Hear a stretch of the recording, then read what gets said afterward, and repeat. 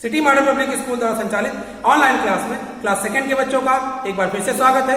आज का सब्जेक्ट है इंग्लिश, जिसमें आज हम लोग लेसन नंबर 4 अटेंड करेंगे। तो सभी बच्चे अपनी अपनी बुक ओपन कर लें ताकि आप आसानी से समझ सकें। तो आइए बच्चों, हम लोग अपना लेसन नंबर 4 स्टार्ट करते हैं। तो बच्चों, ये आपका लेसन नंबर 4 क्या है? Lesson number 4 the fox and the crocodile, यानी कि एक लोमड़ी और एक घड़ियाल के विषय में की कहानी है ये, ठीक है ना। तो बिफोर वी बिगिन, इस कहानी को पढ़ने से पहले आइए हम लोग जानते हैं कि इस कहानी में हम लोग क्या पढ़ेंगे, किसके बारे में ये कहानी है। This is the story of 2 friends. ये कहानी जो है 2 फ्रेंड्स की है, 2 दोस्तों और मित्रों की है। One is a clever fox, उनमें से एक क्या होती, चतुर लोमड़ी होती है। And another is a faithful crocodile, और दूसरा फ्रेंड कौन सा होता है? एक वफादार सच्चा, ठीक है ना, फेथफुल क्रोकोडाइल होता है, यानी कि सच्चा और वफादार घड़ियाल होता है, ठीक है। इन दोनों की कहानी होती है। The cunning fox always cheat the crocodile, यानी कि वो जो चतुर और चालाक जो लोमड़ी होती है, वो हमेशा जो है क्रोकोडाइल को धोखा देती रहती है, ठीक है ना, उसके साथ जो है बेईमानी करती रहती है। But the crocodile can not understand the cleverness of the fox, ठीक है ना, और उसकी चतुराई के बारे में जो घड़ियाल होता है उसको कोई अंदाजा नहीं लग पाता है, ठीक है ना। फाइनली अंत में क्या होता है? The crocodile understand his tricks, crocodile को जो है उसकी चतुराई के बारे में आखिर में पता ही चल जाता है, ठीक है ना। एंड और वो क्या करता है? फाइंड अ सोल्यूशन, और उसका वो क्या करता है? सोल्यूशन निकालता है, ठीक है ना। This story teach us that we should not tolerate any wrong thing. इस कहानी से हमें यह शिक्षा मिलती है, यह शिक्षा हम लोग प्राप्त करेंगे इस कहानी से कि कोई भी गलत चीज को हमें सहन नहीं करना चाहिए, ठीक है ना, उसका जो है डट करके मुकाबला करना चाहिए, ठीक है। ये कहानी हमें यही शिक्षा देती है। तो चलिए स्टार्ट करते हैं हम लोग अपनी कहानी। लॉन्ग ईयर एगो, लंबे सालों पहले की बात है, बहुत समय पहले की बात है। देयर लिव्ड 2 फ्रेंड्स, 2 मित्र रहते थे। पहला एक क्लेवर फॉक्स, एक चतुर लोमड़ी, और दूसरा and his best and faithful friend the crocodile, और दूसरा जो है सच्चा और वफादार उसका लोमड़ी का मित्र जो था वो कौन था? क्रोकोडाइल, यानी कि घड़ियाल, ठीक है ना। वन डे, एक दिन की बात है, they decide to grow their own food. दोनों ने ये निश्चय किया कि हम लोग अपना भोजन खुद ही जो है उगाएंगे, हम लोग खुद अपना फूड उगाएंगे। क्यों फूड अपना उगाने के लिए किया? Because it was very difficult to find food for themselves, ठीक है ना। तो दोनों को अपना अपना भोजन पाना बहुत कठिन था, तो उन्होंने सोचा कि लाओ हम लोग स्वयं से ही जो है अपने लिए भोजन उगाएंगे, ठीक है ना, फूड उगाएंगे। तो फर्स्ट, सबसे पहले उन्होंने क्या किया? पहली फसल जो उन्होंने उगाई, first they grieve some rice, यानी कि उन्होंने जो है धान की फसल उगाई, ठीक है ना, चावल की खेती करी। सबसे पहले उन्होंने चावल की खेती की। द क्रोकोडाइल आस्क्ड, क्रोकोडाइल यानी घड़ियाल ने कहा, how shall we share the rice, हम लोग इस चावल का बंटवारा कैसे करेंगे? यानी कि ये जो धान की फसल हो रही है, इसमें जो अन्न उगेगा उसका बंटवारा किस प्रकार किया जाएगा? द क्लेवर फॉक्स सेड, यानी उस चतुर लोमड़ी ने दिमाग लगाया अपना और कहा, you have all the part that are grown under the ground and I will take the top part.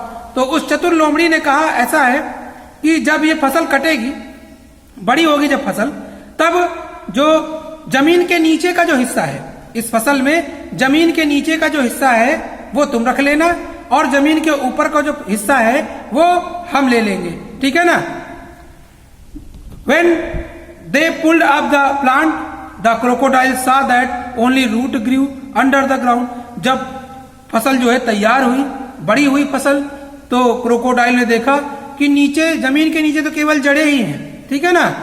The tasty rice seed grew above the ground, यानी कि जो चावल था, जो धान था, वो तो जो है जमीन के ऊपर उग रहा था, ठीक है ना।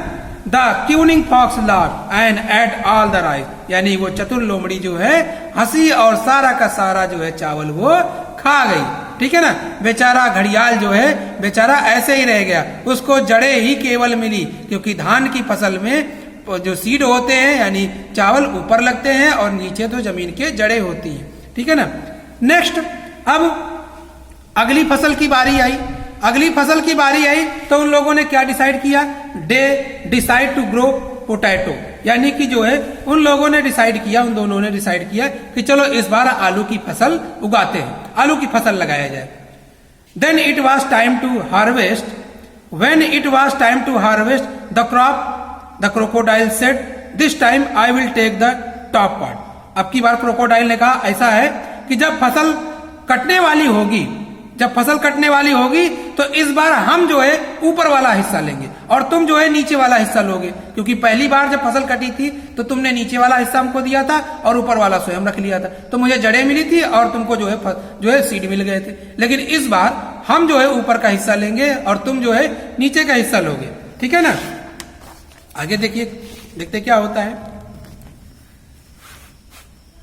They dug up the plant and the crocodile was amazed to see all the potatoes lay beneath the ground.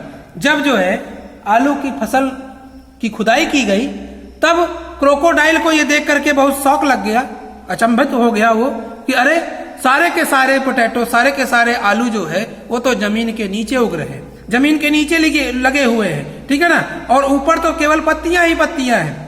The cunning fox laughed out loud and ate the potatoes, but the crocodile was very sad. यानी कि वो चतुर लोमड़ी जो है उसको खूब हंसी आई, ठीक है ना, और उसने सारा का सारा जो है पोटैटो यानी आलू खा लिए और क्रोकोडाइल बेचारा इस बार भी उसको कोई भी चीज नहीं मिली, उसको आलू भी खाने को नहीं मिले और वो बहुत दुखी हो गया। देन अब अगली बारी आई, अगली फसल की बारी आई, तब उन लोगों ने क्या डिसाइड किया, देन दे ग्रीव कोकोनट, उन लोगों ने जो है कोकोनट नारियल का फसल उगाया, ठीक है ना। फिर क्या होता है, द फॉक्स सेड, लोमड़ी ने कहा, decide which part you would like the outside और द इनसाइड। उसने क्रोकोडाइल से पूछा कि ऐसा है कि तुम निश्चित कर लो पहले से कि तुम्हें अंदर का हिस्सा चाहिए या फिर बाहर का हिस्सा चाहिए, जो नारियल उगेगा उसमें तुम अंदर का पार्ट तुम्हें चाहिए या फिर तुम्हें बाहर का पार्ट चाहिए, इसका निर्धारण तुम पहले से कर लो।